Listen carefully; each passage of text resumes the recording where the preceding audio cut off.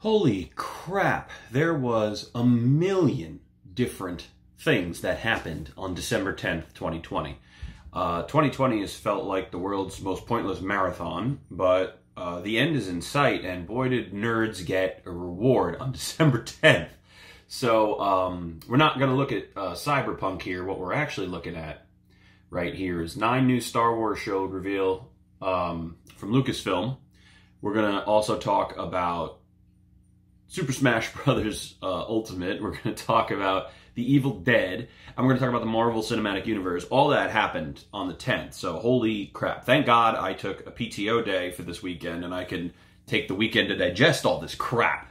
So let's just kind of go down one at a time and look at everything. First of all, here's the show that's really interesting to me. Star Wars The Acolyte.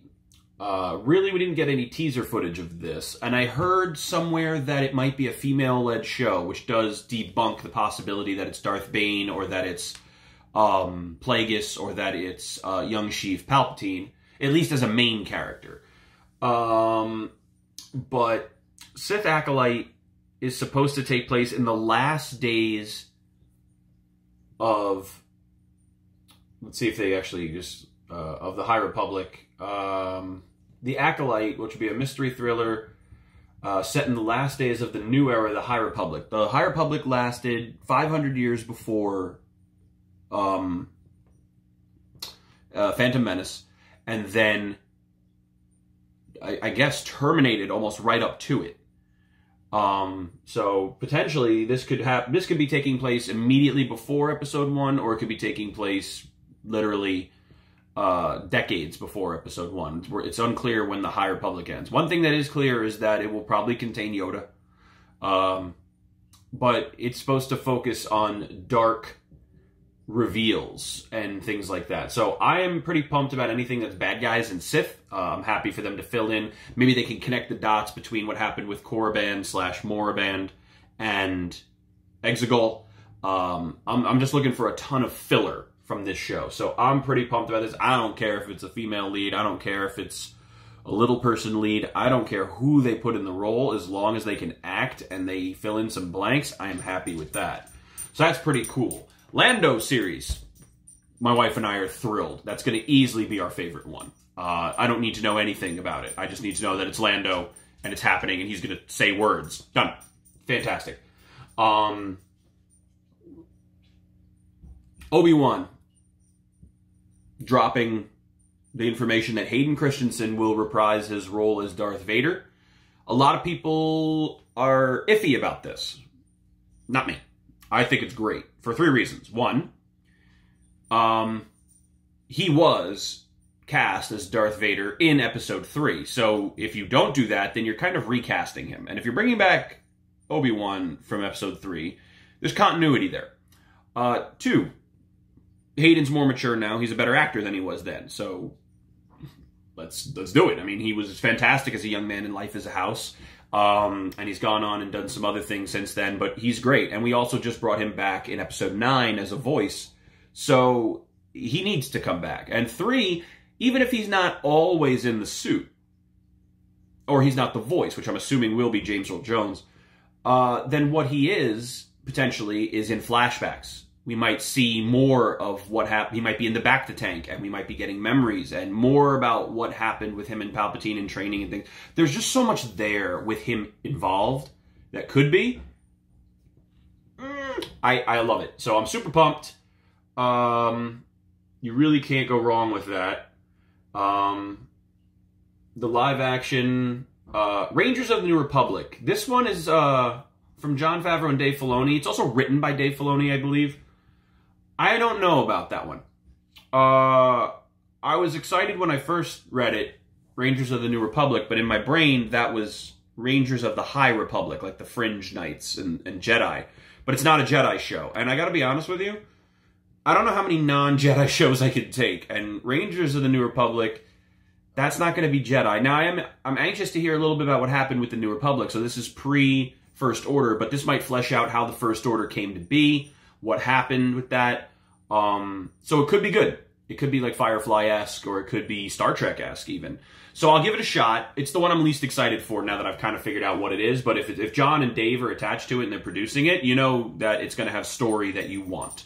But that's a little bummer that it's not a Jedi show. But we are getting the Ahsoka. Now, that's a very limited series. So what's bummer about that is limited series means it's not going to be multiple seasons. It's going to be like a one-off miniseries shot. So limited does bite a little bit. But hey, it's something. I just really, man, Acolyte, it really does something for me. So the big trailer that dropped was Bad Batch. Now, what was this? What am I looking at with this below here? This is all their announcements and stuff. Bad Batch trailer. So a droid story, that's, you know, that'll be fine. But Bad Batch is going to be the new animated, and it's going to take place during the early first days of the Empire from the point of view of the Bad Batch. And we saw Tarkin dropped in that. Fennec was in there too, but we saw Tarkin, and that was the big one for that. So that's pretty money. Overall, I was pretty happy with the entire announcement. Let's watch some of this. So let's, and obviously Cassian Andor, which, you know, let's go to YouTube. Let's go to,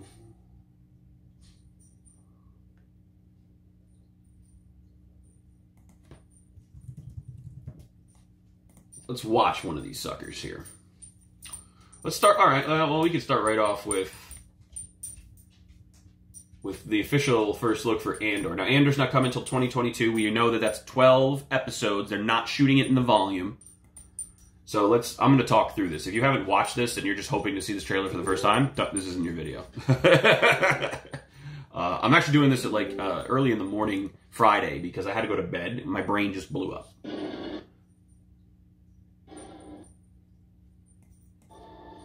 What's going on with the sound? Oh, well, let's not watch this one because the sound is shit.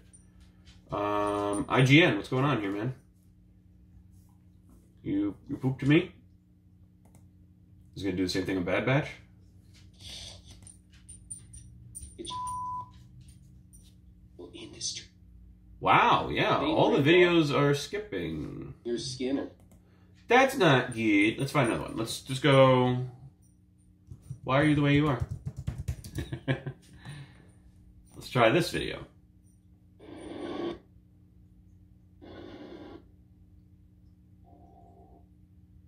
That's really weird. I wonder if it's my computer right now.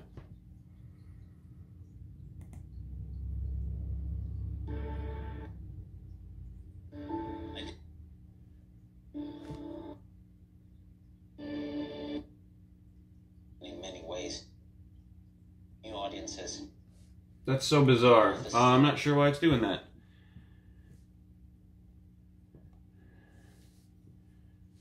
Alright, well, I was going to watch some of these, but screw it. If it's going to be sound stupid, skip it. Alright, let's see. Is it a Chrome thing? That doesn't seem logical. I don't know. My Mac is being weird today. Let's go ahead and look at some other things then. So I was going to watch the Cassian and the Bad Batch trailer, but yeah, I wasn't going to watch the Rogue Squadron one. I mean, it's cool that a fighter pilot daughter is directing it. Patty Jenkins. That's fine. I don't really know what to do with Rogue Squadron at this point. Nobody from the original Rogue Squadron's alive. They did Rogue One, and now it would just be like missions for, you know, Wedge and people like that, but Wedge can't do it. He's too old, so I really don't know what you do with that. So I guess it'll depend on what they say it is. Seeing how it's going to be the next movie. Should be interesting, but it'll be weird to see Rogue Squadron without Wedge. I don't really know how I feel about that. But, you know, they refuse to leave this time period, so they're going to do a lot with it, but Rogue Squadron, take it or leave it. It'll be what it is. But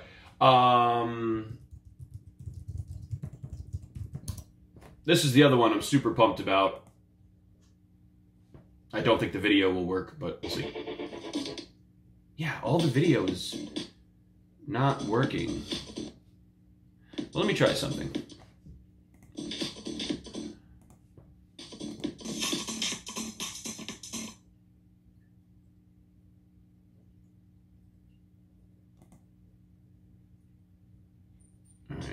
This is a HelloFresh box with everything you need to turn these ingredients. Okay, we fixed it. I just had to switch sound port. That's fine. All right, so I'm a Smash Brothers loose fan. I don't play it religiously, but I just love so many of the characters all in one spot. I'm a Captain Falcon guy, personally, even though he sucks and you can't really do much with him. I love that guy. Can you see all the light shining through? So this reveal was pretty money.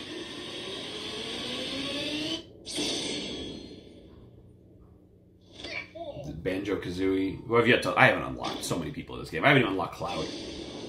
But as soon as I heard that, I'm like, oh, it's Sephiroth. I mean, even if you're not a Final Fantasy VII fan, if you've played Kingdom Hearts and Kingdom Hearts 2, you know that music. Like, he's just... That music has scared the shit out of generations of players. Yeah. And he looks money.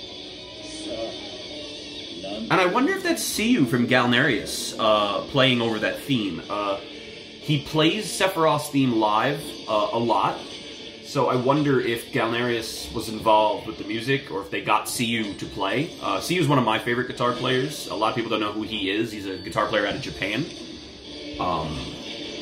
Very cool, has a hybrid 27-fret guitar, has been around for a long time. I was a bigger fan of them with Yama-B as a frontman, but I have nothing against their current incarnation.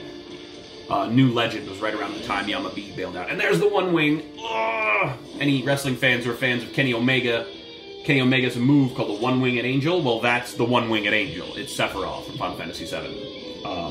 And many know him from Advent Children. What's also kind of cool is Cloud is wearing his Advent Children gear and swords in this. I was under the impression in this game he is dressed... Oh, the scene where he thought he killed Mario, that was great. I thought he was dressed in his Final Fantasy VII Remake gear, so to see him in the Advent Children gear is kind of cool. I'm a big fan of the Advent Children gear. Even though I only did the costume for 7, I still love the Advent Children gear. I thought Advent Children was great design. Woo!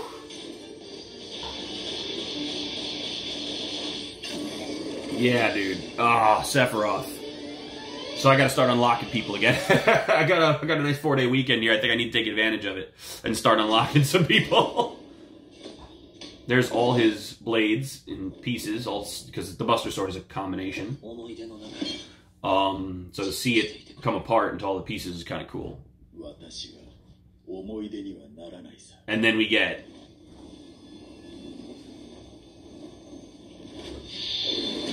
Oh, fuck me, dude. Like, that. If that's his ultimate move, or if he has the ability to turn into that in the game, forget it. Don't even reveal any new characters. It's over. Nobody cares.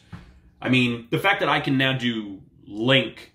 I mean, the fact that I can do Cloud versus Sephiroth anytime I want just makes that game perfect. But now I can do Link versus Sephiroth? Like, oh, that's just a fanboy right there. I love that.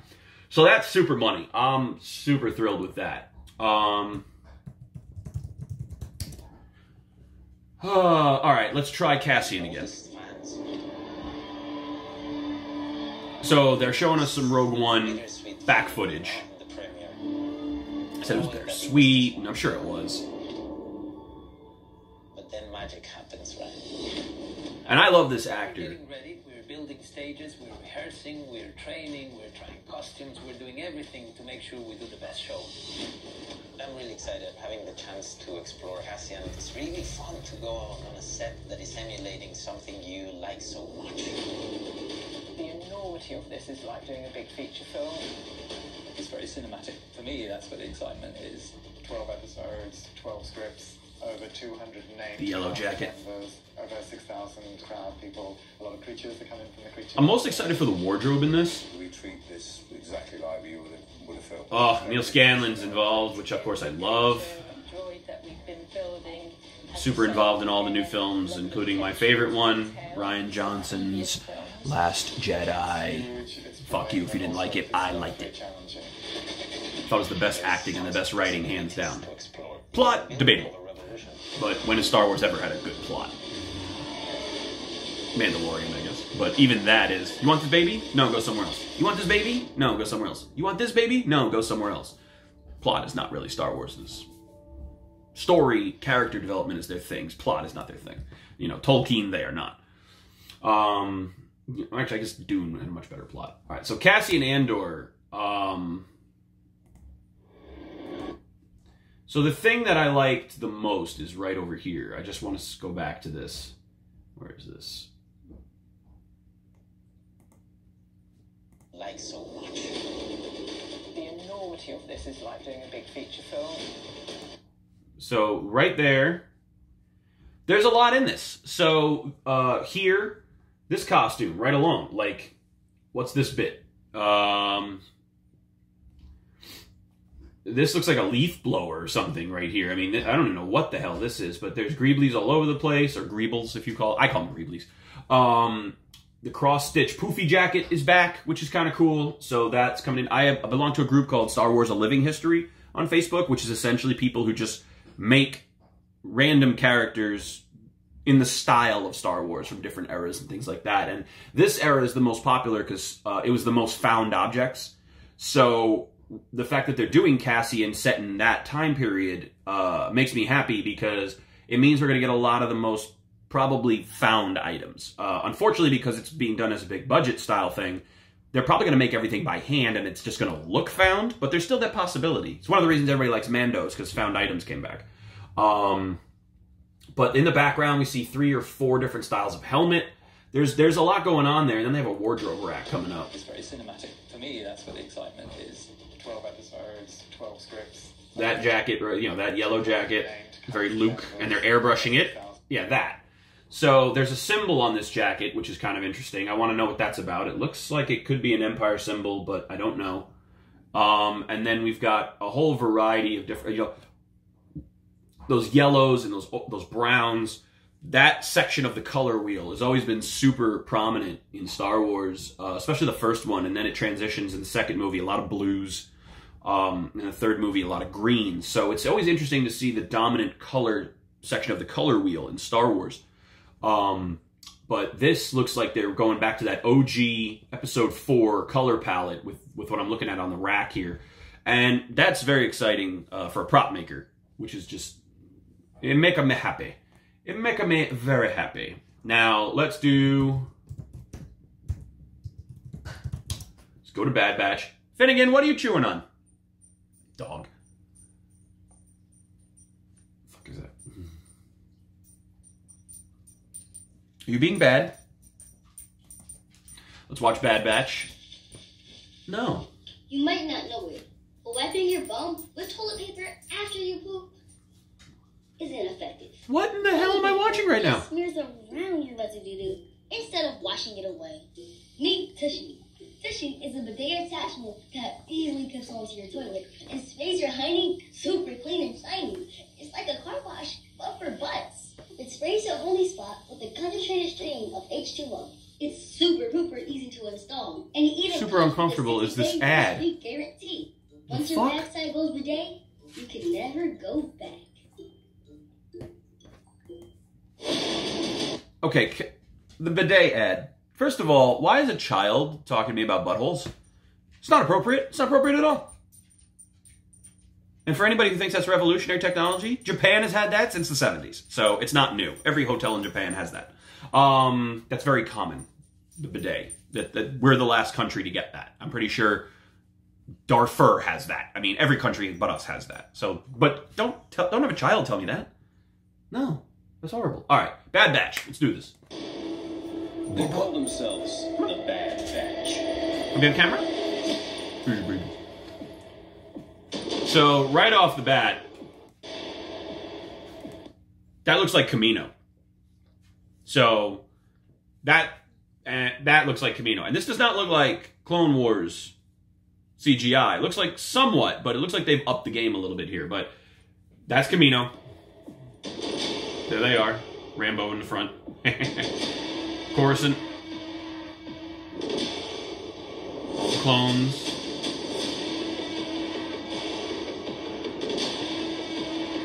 Again, that nice color palette. The Republic will be reorganized into the First Galactic Empire. So that audio clip is actually episode 3. I compared it last night before I went to bed. I busted out the episode 3 clip. That's actually Ian. That's not the guy who impersonates him. Now, several people have done the voice of Palpatine in the Clone Wars, including Tim Curry, who of course can't do it now after having suffered his stroke. He's not able to control his voice as he used to, but that is actually Ian. So if Ian's going to be in this, they would have to have a new voice. And the fact that they used an actual clip of Ian's voice would suggest that they are not, and that he won't be in it. Because otherwise, why would you have 2 different voices in the same episode? Now, some people will be like, well, they'll just get Ian, and I don't think that's true. Stage actors are not the biggest fans of doing voice work traditionally. They tend not to like it. So I think you're going to find, especially if you watch a lot of behind-the-scenes footage, when they have to do ADR and things like that, they don't like it. They traditionally hate it. Sir Ian McKellen hates ADR, for example. Hugo Weaving was not a huge fan of doing voice work for Megatron. It's why he didn't return for it. He really did not like having to do that. So I think you'll find a lot of stage actors don't like that, and Ian's a stage actor, so I doubt he would just do voice. Mark Hamill, on the other hand, super stage, but he was a voice actor before he was an actor, so that's different. But yeah, so it makes me sad because I think that means we're not going to get a ton of Palpy in Bad Batch. But I like where it's picking up right during Order 66. We could really see what the frig happened and find out afterwards and be like, ooh, we got them all. Did we get them? Sweet. And then what does that do all of a sudden? What is the galaxy's reaction to all the Jedi all of a sudden being wiped out?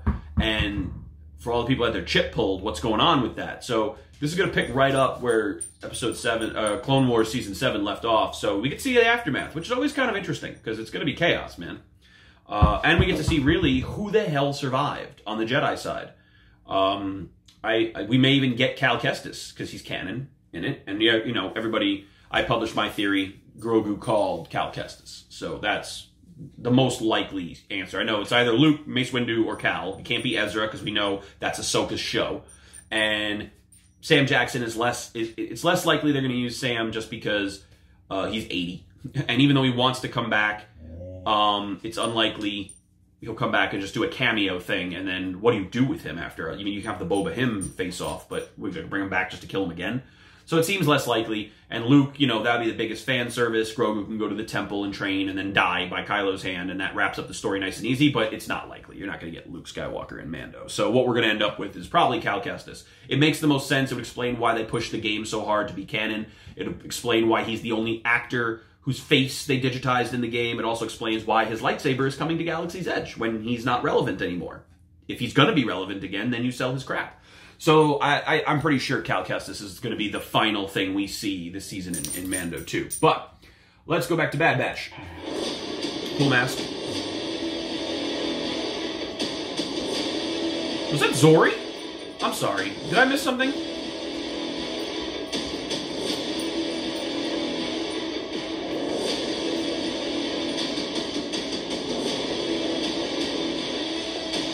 Was that Zori Bliss?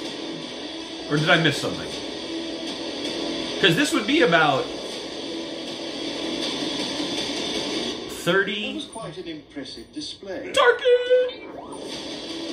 Got our droids. I'm sorry, I thought... Yeah, right there. Damn thing. Yeah. Could that be... Is this somebody in the Bad Batch, or is this Zori Bliss? My memory escapes me at the moment. I don't remember there being a female member of the Bad Batch. This is clearly a female character. It's not exactly her outfit from Episode 9, but... I don't know. I mean, she would have to be pretty young. I mean, she would have to be some 30 years before... If Grogu was 19 in Episode 3 and 50 in Mando...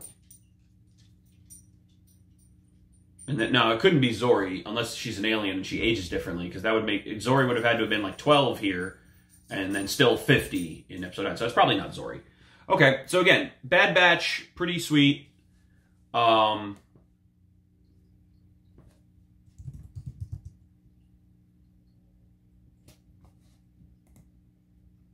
It's going to be a good little show to watch. I'm definitely open for it. I'm excited. I want to see it.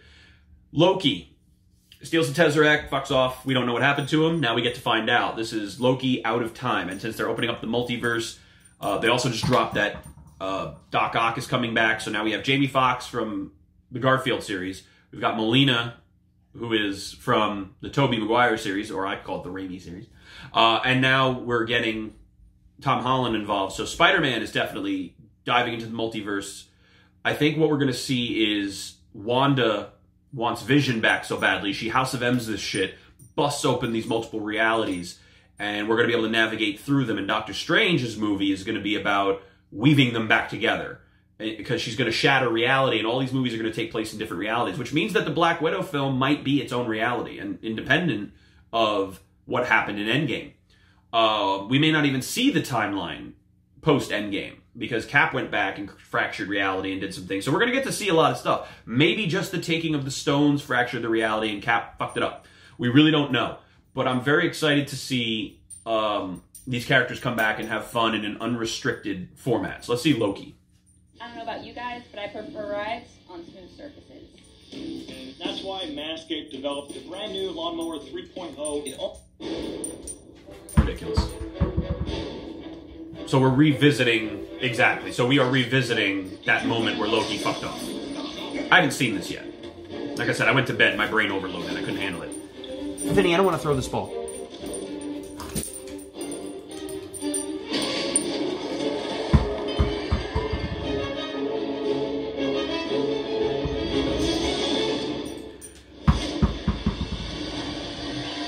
Interesting. The Tesseract transport looks like a Bifrost, which I've just recently found out is pronounced Bifrost. It's not pronounced Bifrost. There's an Icelandic guy on Netflix who did a comedy show recently, which was outstandingly hilarious. I recommend it highly. He's like, what the frig? Tom Hiddleston, man. His faces. The guy's a cartoon. He's so great. Finney, if you want the ball, get the ball. Take the ball. You're taking me somewhere to kill me. No, I'm taking you someplace to talk. Owen Wilson? I don't like to talk. But you do like to lie, which you just did. Because we both know you love to talk. Owen Wilson? How long have you been here? I don't know, it's hard to say. You know, time passes differently here in the TVA. What does that mean? You'll catch up. Time passes differently in the TVA. Well, that's interesting.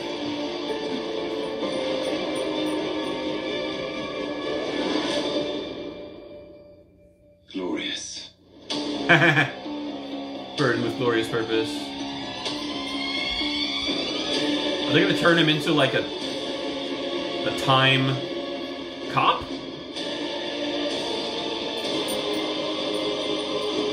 Is he going to like police the multiverse? Because that would be awesome.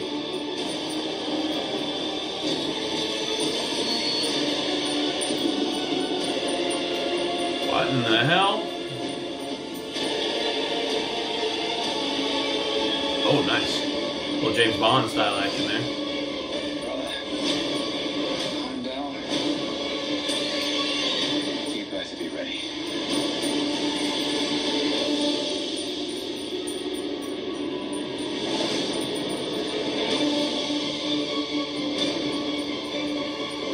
Wow.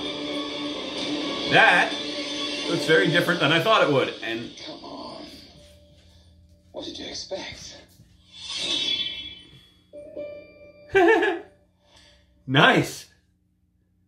I dig it. I dig it a lot.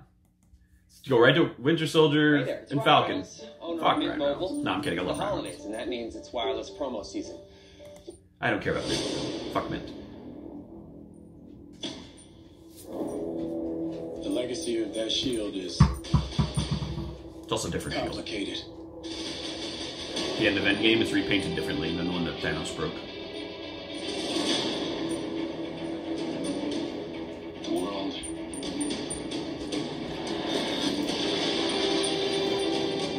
It's upside down. What the fuck is that?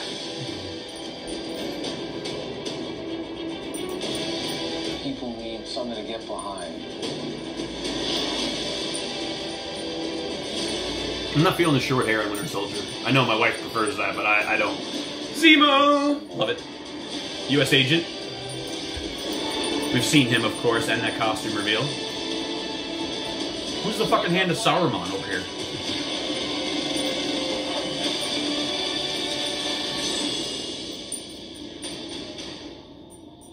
So no plan. Great. Huh?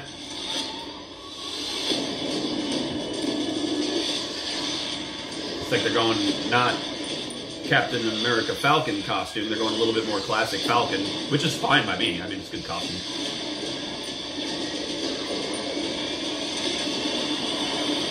I should take another lap. Did you just take it? I assume you took it. Falcon and the Winter Soldier.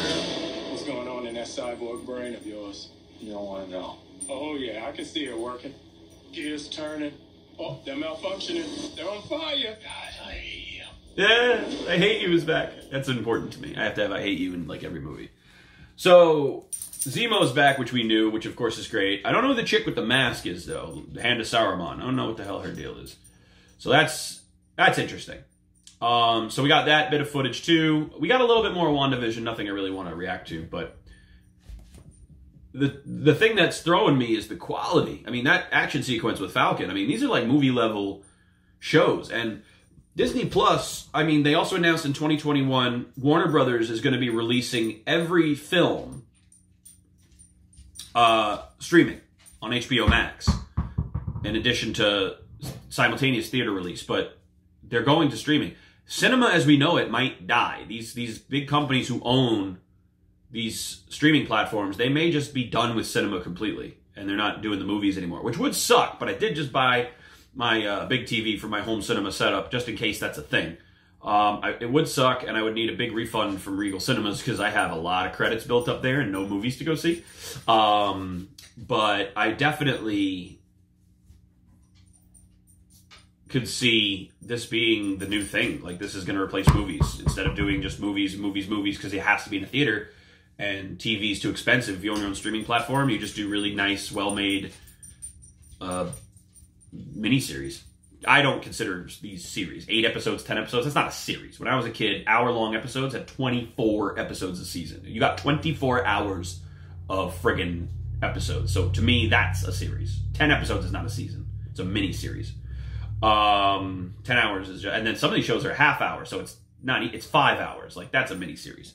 That's a long movie. That's a Peter Jackson movie. All right. Last one. Last thing that came out yesterday, which...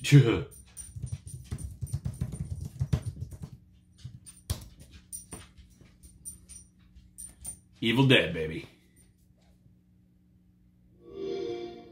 It is coming out on PS4 and PS5, so I'll be getting it on PS4, because fuck PS5, I don't know. I had a real life once. Bruce! I had a wonderful girlfriend, Linda. Killed her. Together we drove to a small cabin in the mountains. Necronomicon ex Mortis. Alright. Let's just go right to that. You all know CB Studios and I make the definitive Ash vs. Evil Dead Necronomicon replica. Nobody touches it. 100 color impressions, pages from the show. It's the replica. There's nobody else is touching it. Nobody else makes it. You know, I had orders all through 2020, and my entire 2021 is booked as well. So you can't even get one from me if you want one until 2022. I am telling you right now, the fact that that is the book they chose makes me so friggin' happy. So I don't have to build another one. But right away, what am I looking at on this table? We are looking at